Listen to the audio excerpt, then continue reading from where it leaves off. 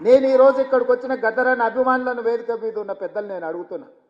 నేను ప్రతిపాదించిన గద్దరన్న కావచ్చు, చుక్కా రామయ్య గారు కావచ్చు, లేకపోతే అందశ్రీ గారు కావచ్చు, జయ జయ హే తెలంగాణ అందించిన అందశ్రీ గారు కావచ్చు, గోరెట వెంకన్న కావచ్చు, జయదీప్ తిరుమలరావు గారు కావచ్చు, ఎవరు ఎందులో తక్కువ అని నేను అడుగుతున్నా.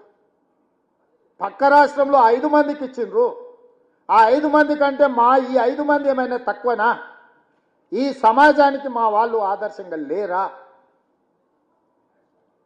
నేను ఒక పద్ధతిలో ప్రధానమంత్రి గారికి మా ఆలోచనను, మా బాధను, మా నిరసనను కేంద్ర ప్రభుత్వానికి ఒక వేదిక మీద నుంచి తెలియజెప్పి లేఖ రాస్తున్నామని చెప్పిన. కేంద్ర ప్రభుత్వం జరిగిన తప్పును సవరించుకొని భవిష్యత్తులో అయినా సరిదిద్దుకుంటుందని నేను భావించిన.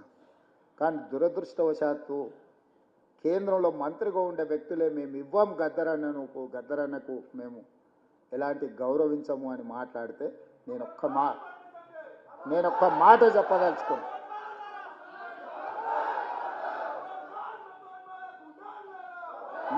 మాట చెప్పదలుచుకున్నా. మళ్ళొక్కసారి మీరు మీ పార్టీ గద్దరన్నకు వ్యతిరేకంగా గద్దరన్న గౌరవాన్ని కించపరిచేటట్టు మాట్లాడితే మీ పార్టీ ఆఫీసు ఉన్న ప్రాంతానికి గద్దరన్న పేరు పెడతా. మీ పార్టీ కార్యాలయం అడ్రస్ రాసుకోవాలంటే గద్దరన్న గల్లీ అని రాసుకునేటట్టు చేస్తా బిడ్డ మిమ్మల్ని. మీరు అనుకోవచ్చు ఏం చేస్తాడు ముఖ్యమంత్రి, అవార్డులు మా దగ్గర ఉన్నాయి కదా, పద్మభూషణ్ పద్మశ్రీ ఇచ్చేది మేం కదా అనుకుంటున్నావు. కానీ నీ పార్టీ ఆఫీసు గద్దరన్న రాష్ట్రంలో ఉంది, ఆ సంగతి మర్చిపోవద్దు. నీ పార్టీ ఆఫీసు ఉన్న ప్రాంతానికి ఆ కాలనీకే గద్దరన్న పేరు పెడితే అప్పుడు ఎవరు పేరు రాసుకుంటావు?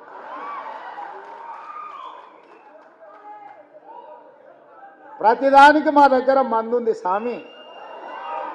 ఇంతకు ముందు ఆయన కూడా గిట్లనే నీలిగిండు, గద్దరన్నని గేటు బయట కూర్చోబెట్టిండు. ఏమైంది? గేటు బయట కూర్చోబెట్టిన ఆయన లోపల ఉన్నాయన గద్దె మీద కూర్చున్నాయన గొప్ప అనుకున్నాడు. కానీ చూస్తుంటేనే ఆయన గద్దె కూలింది, గేట్లు బద్దలైనాయి. గద్దరన్న వారసులు లోపలుండ్రు.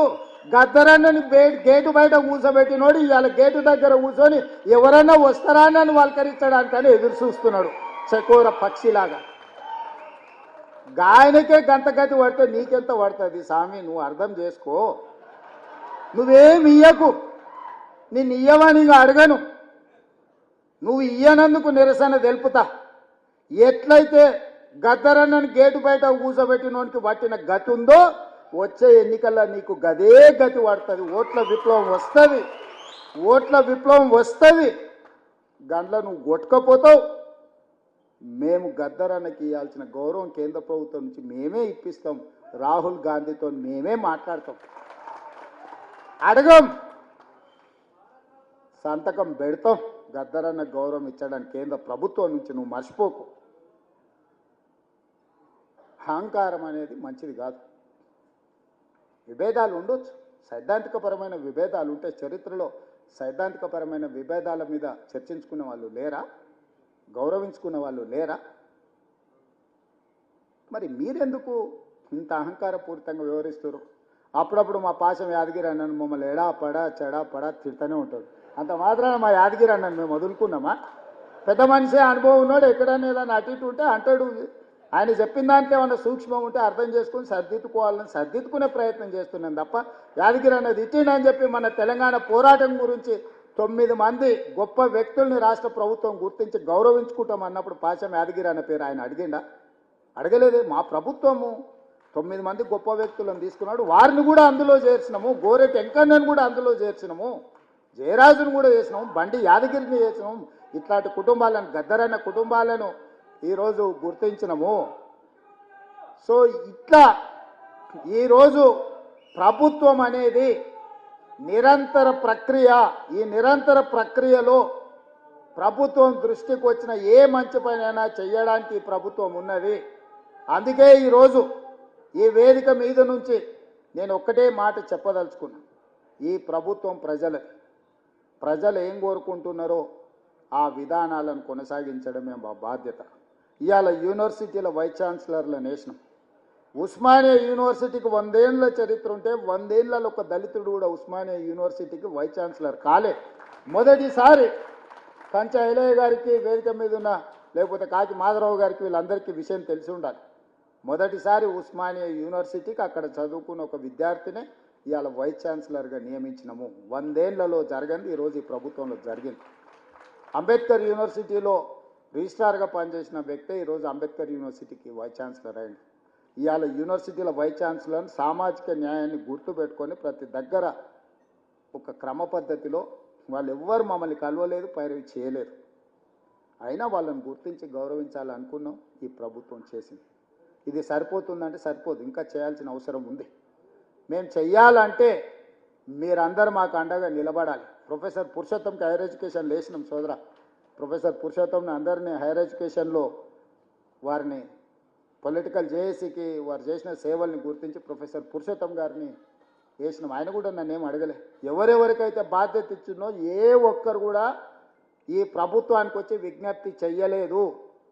ప్రభుత్వమే బాధ్యతగా భావించి వీలైనంత మేరకు మంచి చేయాలన్న ఆలోచనతో నా సహచర మంత్రివర్గ సహకారంతో నేను ఏది ప్రతిపాదన చేసినా నా మంత్రివర్గ సహచరులు ఎవ్వరు రెండో మాట మాట్లాడకుండా నేను మొదలు పెట్టంగానే మా ఉప ముఖ్యమంత్రి గారు దాన్ని ముందు కొనసాగించి ముఖ్యమంత్రి గారు చేస్తున్న ప్రతిపాదన సమంజసమైంది అని చెప్పి దానికి ఆమోదం చెందే విధంగా ఈరోజు ప్రభుత్వం నిర్ణయాలు తీసుకుంది.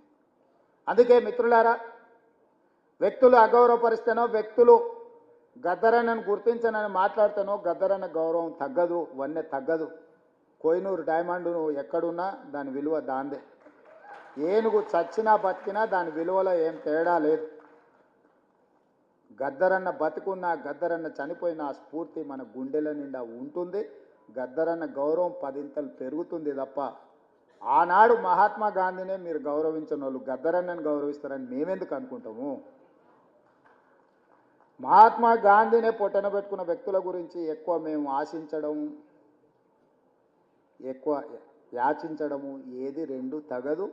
ఖచ్చితంగా తెలంగాణ రాష్ట్ర ప్రభుత్వం గొప్ప వ్యక్తులను ఎప్పుడూ గౌరవించుకుంటుంది. వాళ్ళ గౌరవం తగ్గకుండా ముందుకు తీసుకువెళ్తాం. ఈ వేదిక మీద నుంచి వెన్నెలమ్మను ఏదో సాంస్కృతిక సారథి చైర్పర్సన్గా నియమించడం అనేది అది వాళ్ళ హక్కు, ఎవరేమి ఇచ్చింది కాదు. వారి గద్దర్ కూతురుగా వారికి ఆ కళాకారుల యొక్క బాధ ఆ కుటుంబానికి తెలిసి అందరికంటే గొప్పగా. అందుకే నేను బాధ్యతగా భావించి వెన్నెలమ్మకు కూడా జీవో ఇచ్చే వరకు నాకు తెలిసి తెలియదు. ఆ కుటుంబానికి కూడా జీవో చూసుకున్నాకనే ఆవిడకు కూడా చాలామంది నాయకులు అడిగినారు. నాయకులకు ఇయ్యలేను నేను చెప్పిన, ఇది నాయకులను నియమించే కుర్చీ కాదు, ఈ సానుభూతితో వాళ్ళ పట్ల కుటుంబ సభ్యులుగా భావించే వ్యక్తులకు ఇవ్వాల్సిన స్థానము అని చెప్పి గద్దరన్న బిడ్డను మన సోదరిగా భావించి మేమందరం నియమించినాము. ఈరోజు ఇంతమంది ఇక్కడికి వచ్చి గద్దరన్న స్ఫూర్తిని కొనసాగించడానికి, గద్దరన్న ఆనాడు బట్టన్న పాదయాత్రలో వారు ప్రజల దగ్గరికి వెళ్ళినప్పుడు, వారు నడిచినప్పుడు వారి దృష్టికి తీసుకొచ్చిన సమస్యల్ని పరిష్కరించడానికి ఈ ప్రభుత్వాన్ని ఆశీర్వదించండి, ఈ ప్రభుత్వాన్ని ముందుకు నడిపించండి. అవసరమైనప్పుడు సలహాలు సూచనలు ఇవ్వండి. ఎప్పుడు మీ సలహాలు సూచనలను తప్పకుండా ఈ ప్రభుత్వం పాటిస్తుంది. కంచా ఐలయ్య గారు సూచన చేస్తే వీరనారి చాకల ఐలమ్మ పేరు మీద యూనివర్సిటీ, మహిళా యూనివర్సిటీని పెట్టుకోవడం జరిగింది. ఒకే మాటలో వారు ఒక్క నిమిషంలో మాట్లాడితే తక్షణమే నిర్ణయం తీసుకున్నాం. సురవరం ప్రతాప్ రెడ్డి గారి పేరు పెట్టుకోవాలి, ఆనాడు మనకు విముక్తి కోసం పోరాటం చేసిందంటే చెప్తే మనం వెంబడే దాని మీద కూడా నిర్ణయం తీసుకున్నాం.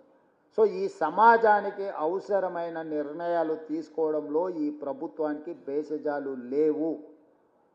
ఎవరైనా తెలంగాణ సమాజానికి ఉపయోగపడే సలహా సూచన ఏదిచ్చినా ఈ ప్రభుత్వం పాటిస్తుంది. గద్దరన్న గౌరవం పెంపొందించే విధంగా ఈ ప్రభుత్వం ముందుకు వెళ్తుంది అని చెప్పి మీ అందరికీ తెలియజేస్తుంది.